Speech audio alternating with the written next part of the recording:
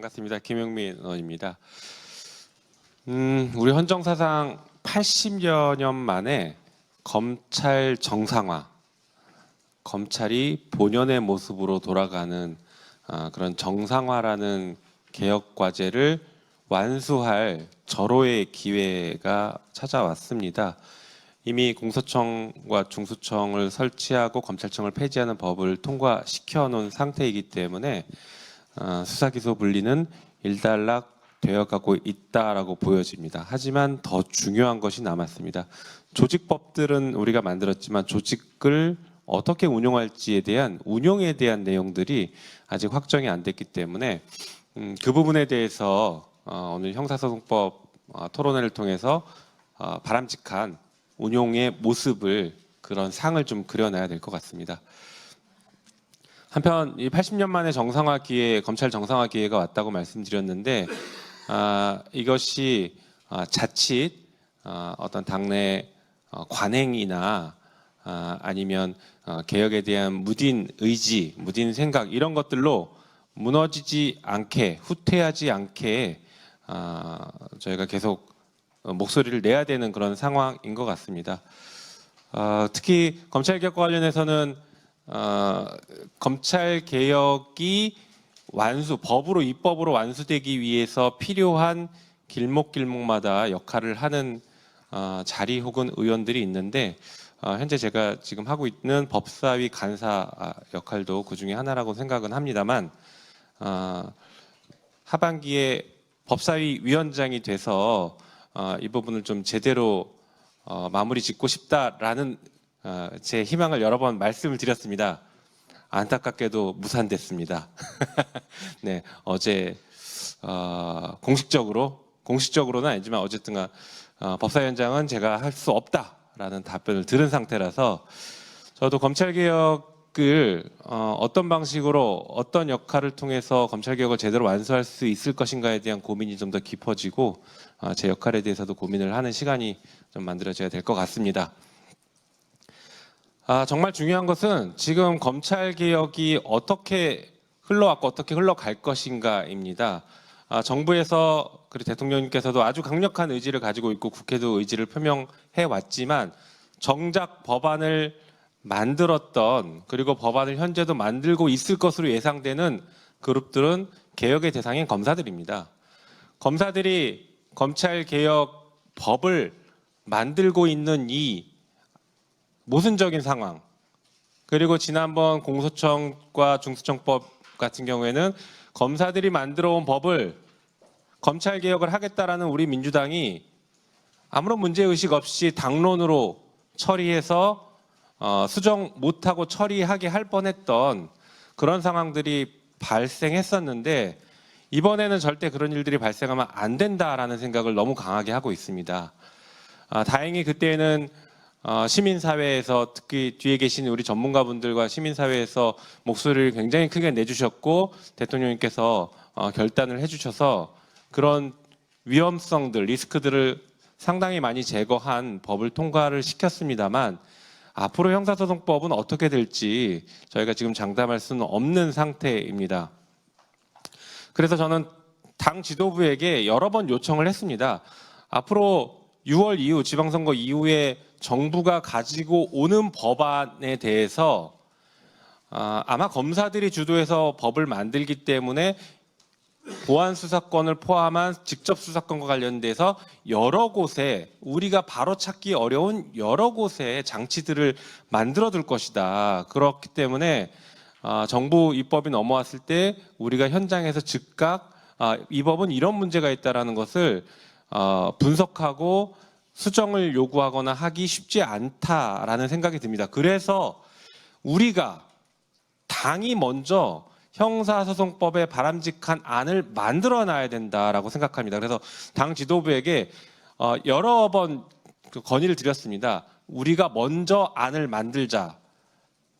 당에서 주도해서 형사소송법 안을 만들고 정부에서 넘어오는 안이 있으면 우리의 기준을 가지고 토론을 해서 이견을 좁혀 나가자라고 여러 번 건의를 드리고 제안을 드렸는데 그게 지금 계속 받아들여지지 않고 있습니다. 그래서 오늘 이런 토론회가 만들어진 것이라고 이해해 주시면 좋겠습니다. 그래서 여기 계신 우리 존경하는 우리 김영호 위원장님과 우리 박은정 의원님, 그다음에 서영교 법사위원장님, 최혁진 의원님, 이런 검찰개혁에 굉장히 그 높은 열망을 가지고 계시고 좋은 생각들을 가지고 계시고 정치 철학을 가지고 계시는 의원님들과 함께 우리가 그러면 먼저 안을 좀 만들어 보자라고 해서 뒤에 계신 우리 시민사회 분들과 함께 머리를 맞대기 시작했습니다. 그래서 오늘 좋은 의견들이 많이 나올 것이라고 생각하고요. 그 의견들을 토대로 법안이 얼개들이 짜여지면 정부에서 만든 안과 잘 조정을 해서 정말 국민들을 위한 좋은 법을 만들도록 하겠습니다. 검찰 개혁의 취지를 훼손시키지 않으면서 한편으로는 피해자들을 온전하게 보호해주는 그런 좋은 법을 만들도록 최선을 다해 노력하겠습니다. 그리고 오늘 이 토론회에 나와주신 수많은 전문가분들, 교수님들, 변호사님들 분들 정말 바쁘신 시간들을 쪼개서 이 자리에 나와주셔서 너무나 감사드립니다. 그리고 검찰개혁 관련해서 처음부터 끝까지 좋은 목소리들을 계속 끊임없이 내주고 계신 분들이라 정말 든든한 마음으로 오늘 토론회 잘 경청하도록 하겠습니다. 감사합니다. 안녕하세요. 저 조국혁신당 국회의원 박은정입니다. 오늘 시민이 주도하는 형사소송법 개정안 이 토론에 마련해 주신 또 우리 김용민 의원님, 또 김영혁 위원장님, 또 법제사법위원장인 서영교 위원장님, 그리고 최혁진 의원님 모두 감사드립니다.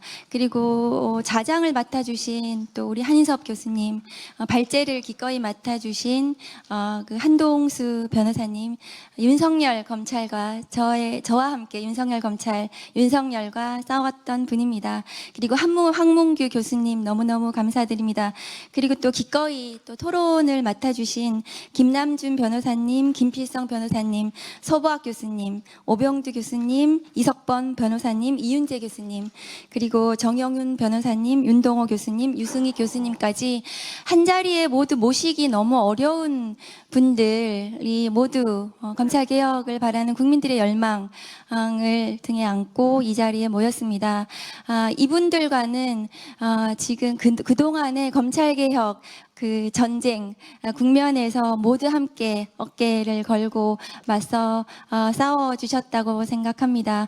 그리고 이제 그 형사소송법 개정안을 마련을 앞두고 있습니다. 사실은 이 형사소송법 개정안은 국회가 만들어야 됩니다. 왜냐하면 우리가 조직법인 공소청법과 중수청법은 그것이 조직법이기 때문에 정부에서 만드시는 게 맞습니다. 그렇지만 형사소송법은 국회 법제사법위원회 소관 법률이고 그것이 그 현장에서 검찰개혁 국면에서 어떻게 작동되어야 하는지, 검경이 어떻게 협력해야 하고 국민들을 위해서 어떻게 형사사법 체계가 그 운영이 돼야 되는지는 국회에서 그동안 수십 년 동안 저희들이 논의했고 토론했고 법안도 마련되어 있습니다. 그래서 법사위에서 국회에서 형사소송법 개정안을 마련하고 주도하는 것이 그것이 명백히 맞습니다. 그래서 정부에서 의견을 내주시는 것이 맞습니다. 오늘 검찰개혁 추진단에서 또 소중한 분들이 이 자리에 와 계신다고 알고 있습니다. 그래서 검찰개혁 추진단에서 형사소송법을 아마 지금 논의 중에 있고 또 많은 의견들을 국민들의 의견을 또 듣고 계시는 중이실 텐데요. 저는 한 가지 아쉬움이 있습니다. 아까 우리 존경하는 김용민 의원님께서도 말씀하셨다시피 검찰은 개혁의 대상이지 주체가 될 수 없습니다.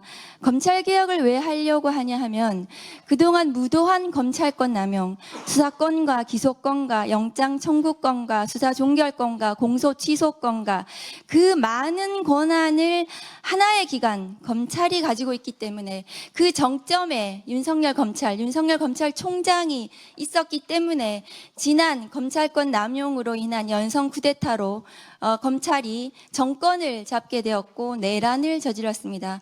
우리가 검찰 개혁의 초심으로 돌아가야 합니다. 수사와 기소가 분리가 되어야 국민이 바라는 검찰이 될 수 있습니다.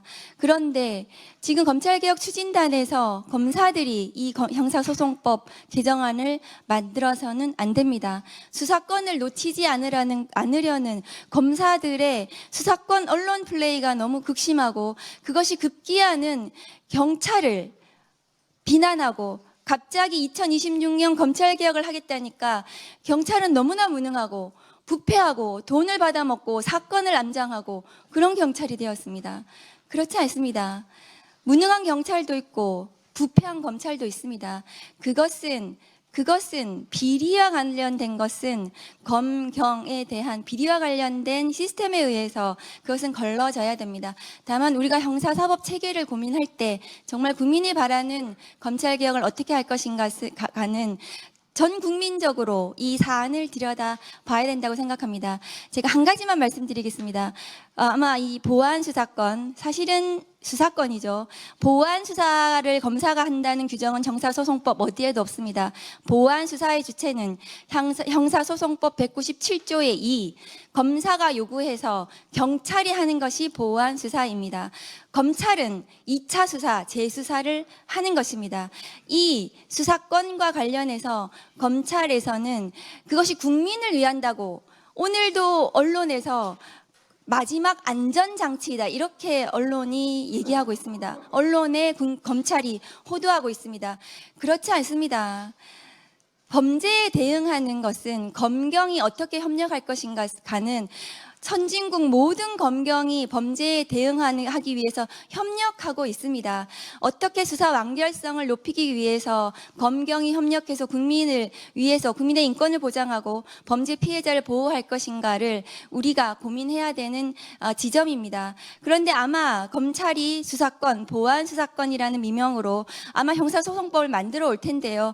제가 예상합니다. 어떻게 만들어 올 건가 하면 구속사건, 공소시효 임박사건 등 대통령령으로 정하는 사건 이렇게 만들어 올 것입니다. 대통령령으로 우리는 무한 확대해서 수사권을 가지려고 할 것입니다. 저는 검찰이 그렇게 형사소송법을 만들어서는 안 된다고 생각합니다. 구속사건은 보안 수사를 거의 하지 않습니다. 왜 하지 않는가 하면 영장 판사가 구속사건 기록을 봅니다. 영장 검사가 구속영장을 청구합니다. 그리고 나서 주인 검사에게 갑니다.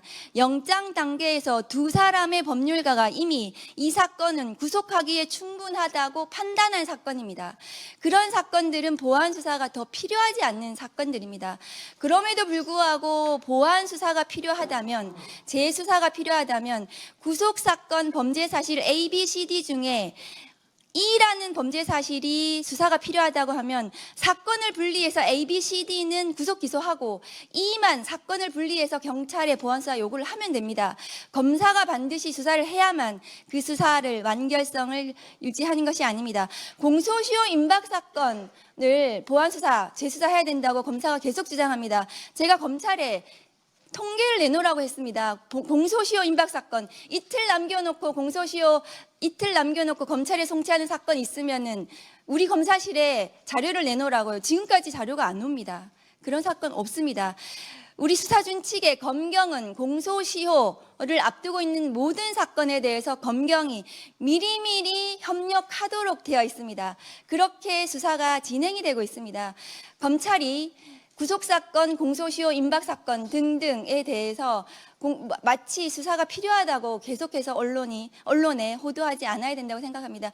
오늘 이 자리가 과연 우리가 국민이 바라는 검찰, 국민이 바라는 검찰 개혁을 어떻게 가져갈 것인가를 충분히 논의하는 이렇게 모시기도 어려운 이런 분들을 모시고 고견을 듣는 좋은 자리가 되었으면 좋겠습니다. 저도 후반기에 국회에서 검찰 개혁 마무리 형사소송법 개정안이 제대로 국민들이 바라는 법을 만들 수 있도록 열심히 노력하겠습니다. 감사합니다.